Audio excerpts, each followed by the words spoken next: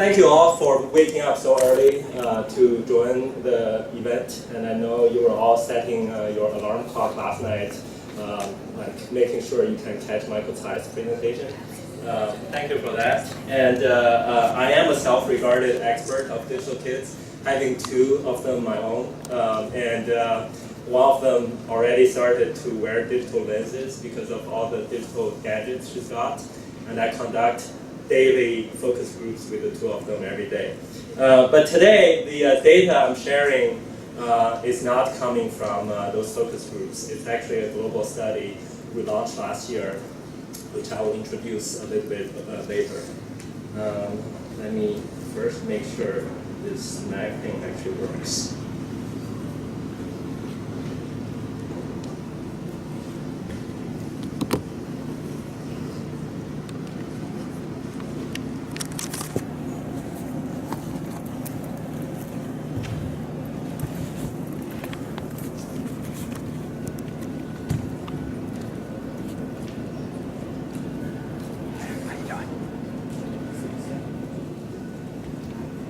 Okay, works.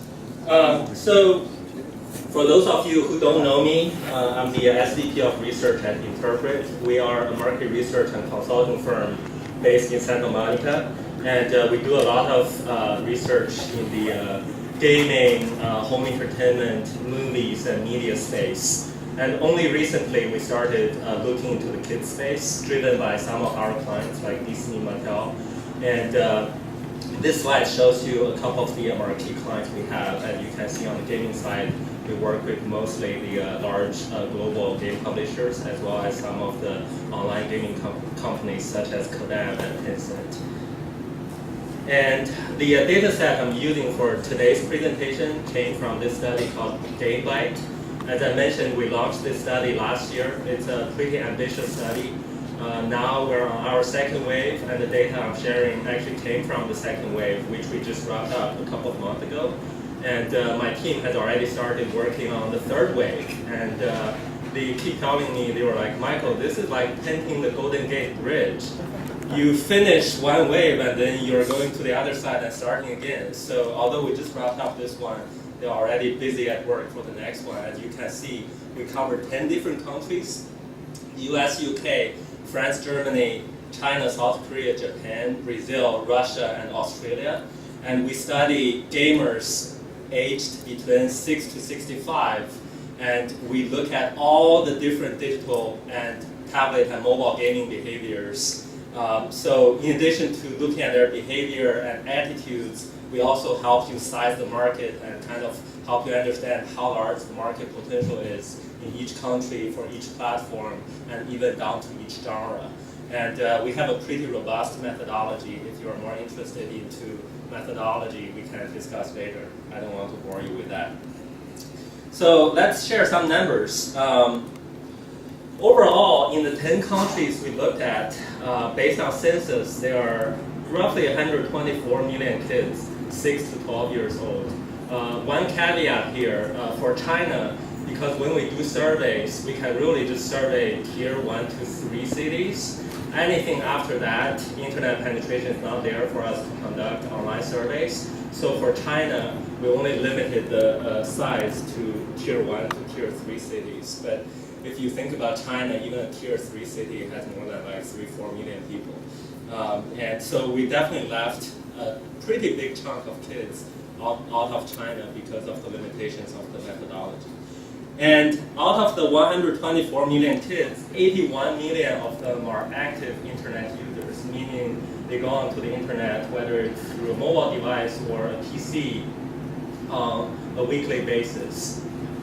And out of that, 68 million are active gamers. So if you think about the percentage, that's 84% of all the internet kids in these 10 countries. That's a pretty high percentage, because if you move up the demographics ladder, it's actually much lower than the 6 to 12-year-olds. On average, it's roughly like 60% in different countries if you're looking at the 13 to 64 demographics. But for the kids who are growing up, the gaming the gaming penetration is extremely high across all these countries. And out of the 68 million gamers, about 31 million of them are retail console gamers. One reason it's a lot smaller than the 68 million is because China is not a console market. And that 68 million, a big chunk of that actually came from China. But in China, for the reasons you probably know, consoles aren't legal. So there are a few million consoles out there in China, but typically it's not reported. So we didn't even ask the kids that question.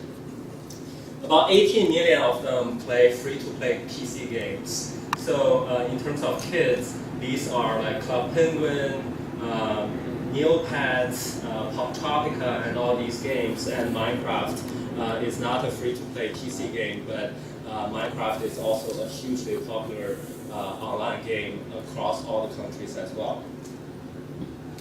And another 17 million of them are actively playing on smartphones, and 14 million are playing on tablets. So I'm only focusing on these devices and business models, but as I mentioned, we also cover a lot of the other business models as well, such as social gaming and casual gaming. In terms of how much they're spending, it's $2.4 billion over the last 6 months. So one caveat here is this is self-reported through their parents. So because the kids are not too good with the concept of money, if you have a kids of your own, you probably know what I'm talking about. So we actually asked this question through the parents. So this is self-reported through the parents. We asked them how much you've been spending on these different gaming business models for your kids. And then we aggregated, did some calculation, and aggregated all those numbers across markets. So it's 2.4 billion over the last 6 months across these 10 markets. That's only for kids 6 to 12-year-olds. It is a big market, and keep in mind that 2.4 billion number actually does not include a lot of the peripheral products like the fuzzy toys from Angry Birds, and also even the smart toys like Skylanders or Project Infinity. They might have reported that first spend on the disc, but they might have not included all the additional little characters they bought from Activision. So in the US and across all the other countries, we ask this question. When you think about video games or when you think about playing games, what is the most preferred or top of mind gaming device? So I want to share some interesting findings there. This is US data. So based on what the US kids told us, number 5, PS3, 11%. Number 4, Wii, 13%. Computer ranked number 3 at 15%. Xbox 360, because of the Kinect and all the new family-friendly games over the last couple of years, 16%. Anyone wants to make a guess for number 1? iPad. Exactly. Tablet, 17%. That was kind of an eye-opening finding for us, because when we did the Wave 1 study, this is not the case. And even though the tablet penetration is still not as high as computers and some of these other devices, but from a mindshare perspective, if you look at what the kids want to play games on and what they like and enjoy the most, it's actually the tablet already in the US. So let's take a deeper look at the tablet device. And not only the kids are playing on these tablets, a lot of them actually own their own tablet devices. So what this chart shows you essentially is across these 5 Western markets, among the kids or among the parents who said they have a kid at their house who play on a tablet, what percentage actually said the kids are the primary owner of that tablet? So if you look across these 5 countries, the first interesting finding is kids are a lot more likely to own an Android tablet of their own as compared to an iPad.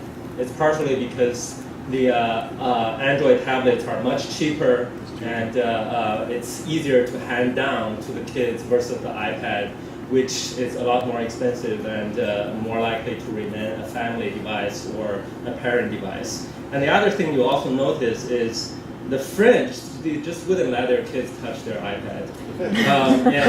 So I don't know what's happening there. And then in Germany as well, also a lot lower ownership for the iPad as well. If we have any French in the audience, I didn't mean that in a bad way. So if you look at conversion rates for kids' mobile games, because we all know a lot of these mobile games are making money, and some of them are making headlines or even making a guest appearance on the Jon Stewart show, right? So let's look at how the kids are spending money on these mobile games. And the two primary business models are, number one, downloads. And this is the traditional model. The iTunes Store actually started with this model. And if you look at the penetration, in a lot of the countries, the penetration of full game downloads, in other words, kids who actually downloaded the game and paid money for it over the last 6 months is actually fairly decent, except for Japan, France, and Germany. And if you compare to in-game items, which is kind of the emerging model, and also the one that's getting a lot of the bad reputation because of the exposure of Jon Stewart and then also the lawsuit with Apple, the penetration is actually lower, the paid penetration. And we're not too optimistic about this model because when you think about free-to-play, it's built on the belief of monetizing these killer whales and whales. And we don't think it's a sustainable model to monetize those baby whales.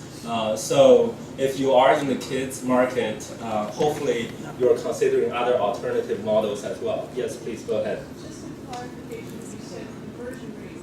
So, for example, the full game download conversion rate is 40% of the life. Oh, this is out of all the kids, what percentage actually have paid for any game over the last 6 months? Thanks for that clarification. Same thing with the free-to-play as well. So it's not a game or title-based conversion rate. It's a population-based conversion rate. Yes, go ahead. When was the date of this survey? Yeah. This was in May timeframe of this year. Uh-huh. And however, if you look at another aspect of this equation, when we asked the parents how much they're willing to pay for games on different devices, a fairly large percentage of the parents actually are willing to spend more than $10 or sometimes $20 for high-quality tablet games. So although I want to caution you that you shouldn't really be monetizing on the free-to-play model only, but in the meantime, you can also see there's upside for the full download model as well.